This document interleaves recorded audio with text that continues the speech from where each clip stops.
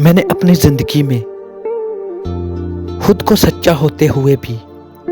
جھوٹا ثابت ہوتے ہوئے دیکھا ہے،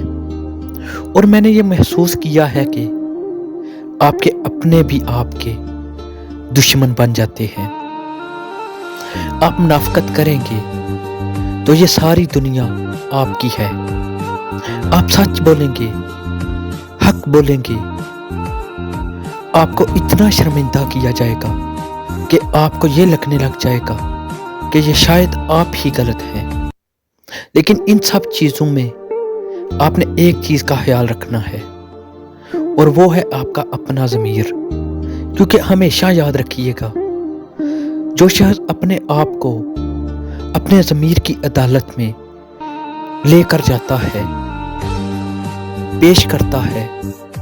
اور اللہ پر چھوڑ دیتا ہے، تو یہ دنیا والے اور لوگ آپ کا کچھ نہیں بگاڑ سکتے۔